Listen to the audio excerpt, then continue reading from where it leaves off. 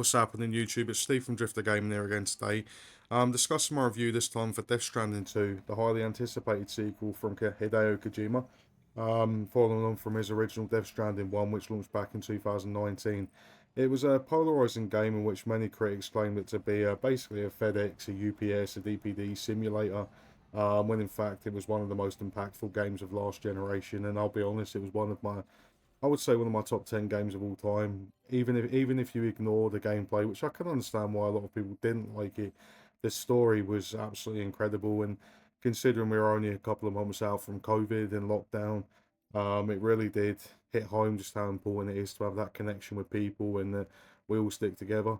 Which is obviously what this game teaches you effectively, and it's the message that Hideo Kojima wanting to get out there. And it was quite disappointing at the time when all the critics wanted to do is moan about the gameplay, when it was look at the bigger picture, look at what he's trying to achieve here, and it was just a masterclass in in storytelling, and just how to design a game. For me personally, I loved it. I can understand why some people didn't like it. I don't fully agree with the comments, but I can understand it. Um, so yeah, I just want to talk about my thoughts after playing it. Now I put about 60 hours into it. I didn't go for the platinum. I will do eventually, but I finished up about 61 hours, I think it was. So I want to talk you through my thoughts about it. So to start with, I want to touch on the story now. This entry follows Daryl on his mission basically to add Mexico and Australia to the chiral network, to get them connected to obviously America, and there's basically a wider picture of connecting the whole world effectively. And there's a different part with this now. Is it's basically, I think I'm gonna butcher this, so I apologize, but it's basically continent gates. So it basically means that you can go from one continent to the other, and that's basically what his mission is. And it basically explores his loss and finding basically hope again for a future. The story, as I say, will take you around sort of, I think for me, because I've done a lot of exploring, it might have taken longer, but I think for most people, the story will take you around 40 to 50 hours to complete it. The people that I know that have platinum it, it's taken them around 100 to 150 hours to do so.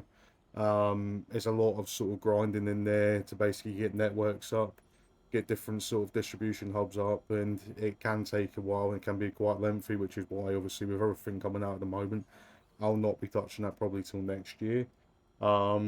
So yeah, now I want to talk a bit about the gameplay. The gameplay is basically a more refined version of the original. The stealth, the gunplay, and the world as a whole, they all feel more alive. They all feel more responsive. They all feel probably a bit more exciting and more to sort of draw in people that were sort of critiquing the original for lacking that.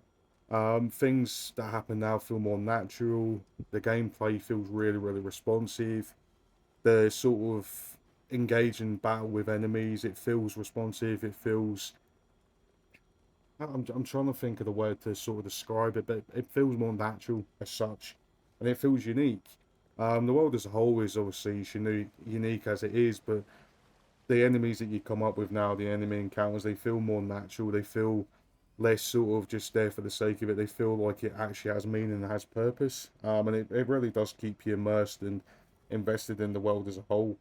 The one thing I will say that I think a lot of people will love about this game is the bosses. Now, I don't want to spoil the game, and I certainly don't want to spoil the story because the last part is absolutely incredible. But the last boss fight is immense. It's arguably one of the best boss fights I think I've ever experienced, just for basically the whole cinematic, everything about it, and that basically touches on a lot of obviously what this game is. Um, Hideo Kojima is an absolute genius. Obviously, I'll touch on that in my final verdict, but what he pulled off for the final encounter, it's absolutely incredible. It is an absolutely incredible experience, and even if you're not massive on the gameplay of obviously Death Stranding, you should pick this game up just solely for the story and for that.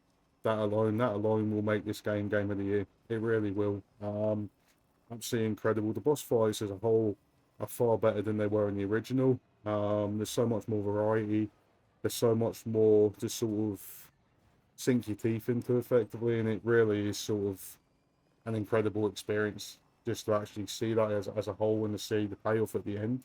And obviously, as you can see on screen, the setting and the visuals are absolutely incredible. It is effectively like going on Google and then just basically taking an image of Google. It's It's absolutely, for Australia and Mexico, it's near on photorealistic. It's been perfectly created and captured. Um, I'll be honest, the graphics up until GTA 6 next year, I'm sure. But the graphics are some of the best I've ever seen, if not the best. I don't think I've seen anything quite as good as this. It's absolutely unreal. When you see the sort of detail in the characters' faces, the surrounding area. When you first load the game up, you'll be in Mexico. You'll be up on the cliffs, and when you're looking around, it's absolutely awe-inspiring. The best way I can describe it is for anyone that's got a laptop, whether it's at work or at home, and when you turn that on and it's got the sort of screensaver, that's basically the best way to describe the visuals. It's like having a constant screensaver in front of you. That level of detail, that sort of attention to detail. It's absolutely remarkable to think that there's games now that take 7 to 10 years to come out. When they do come out, they're a broken, buggy mess. This has taken Hideo Kojima and his team, what, 6 years to make this game? And the Decima engine's absolutely knocked it out of the park. I mean, Unreal Engine 5 is having all sorts of issues at the moment. The Decima engine, there's not been a single problem, and it's absolutely incredible. It really is. For anyone that's a aspiring game developer, a current game developer, they should look at Hideo Kojima. They really should. I know he gets a lot of stick for whatever reason. I don't understand why, but generally the games that he makes are incredible, and this here itself, it's an absolute masterpiece. And how to make a video game, it looks absolutely incredible. I played it obviously on PS5 Pro. I had 4K 60 frames per second and it run flawless. Not a single crash, not a single bug, not a single bit of pop in, nothing at all. It just run perfect. Like I say, for my 61 hours worth of gameplay. It was just an incredible experience as a whole, and it's something that, like as I say, there's a lot of games that have come out this year. Mind's Eye is one that straight away springs to mind. That's something again, Leslie Benzies. Not that I'd expect he'll ever see this, but if he does, I'd highly encourage him to. Obviously, he should know better anyway from working for Rockstar, well, with Rockstar, but that's one I would recommend. Obviously, pay attention to what Kojima does because he doesn't just release games because he wants a quick cash grab. He doesn't quickly release games due to pressure from investors or anything like that. He releases games when they're ready, and you can see that here. And it's an absolute marvel, and it's absolutely incredible to witness and to be able to experience. And it's a game that I'm really glad that I've had the opportunity to play the original and then play the sequel because both are absolutely outstanding pieces of art is the best way I can possibly put it, and that takes me under my final verdict now. Hideo Kojima, as I've touched on a lot in here, never fails to impress. Every game he's created, whether it's Metal Gear Solid or now Death Stranding, it polarizes fans, the media alike. The story, the world, the characters, and the feelings that he creates through his characters and through his story.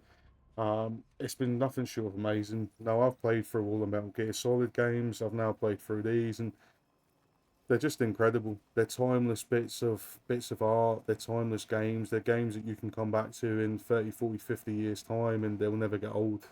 It's the best way I can describe it, and it's one that it's an absolute showpiece and an example as to why, for me personally, when you look at what's on screen right now, we do not need PS6. We do not need whatever the next iteration of Xbox is. The PS5 is yet to be tested. Hideo Kojima's tested it, and look at what's in front of you. It's absolutely incredible. This is what can be achieved when you've got a game developer that wants to make sure he gives his fans the best value for money, and that's clear here. £70. This game cost me, and it's well worth the money. It's well worth the money. People talk about £100 games. I'm not for that. I'm for keeping games as cheap as possible for so everyone can experience them, but there are some games that you could justify charging that price for. GTA 6 will be one. This for me as well will be one. There'll be someone here that won't agree with me, someone here that'll think I'm being daft, but for what Hideo Kojima's achieved with this game, for the level of attention to detail, for the story that he's created, for the characters that he's created, it's absolutely incredible. Now I know there's a lot of talk. If there's a Death Stranding 3, he doesn't. He wants somebody else to make it. I don't think anyone else should be making it. I really don't. I would love a Death Stranding 3, especially with the way the game ends. I think it sets it up perfectly for a third one. But I do not think it should be made by anybody else. I think this should be solely Hideo Kojima's. There's a reason why Konami haven't gone to try and make another Metal Gear Solid. There'll be a reason why nobody will want to touch this without Hideo Kojima. He is an absolutely inspiring person that's created an absolutely incredible game here, and it's one that I highly urge everybody to play. Obviously, you've got Black Friday coming up in what, just over a month, for American Thanksgiving. I'd really encourage you, if you can get this on a cheap deal, if you're obviously on the fence about playing it. If you're not on the fence about playing it and you can afford to, I'd highly recommend going and spend £70 on it. I really would. It's an absolutely incredible game. It's an incredible experience. It's an absolutely stunning, beautiful world to explore. The way Mexico, the way Australia are captured on this, the voice acting, everything about it, it's just an absolutely incredible experience, and it's one that I really, really hope everyone else can get an opportunity to experience, because I've been lucky enough to be able to do so, and I hope you all get the same sort of chances that I do. But anyways, that's enough of me rambling on. Anyway, I just want to give sort of a few thoughts on after beating Death Stranding 2. Let me know down below if you've played it, if you're planning on playing it, what your thoughts are. And yeah, I really hope, as I say, you can get a chance to play this. I really hope you can get a chance to dive into this world and get as much out of it that I've got out of it and a lot of other people have gotten out of it. I really don't think you'll be disappointed. So yeah, anyways, guys, until next time, take care.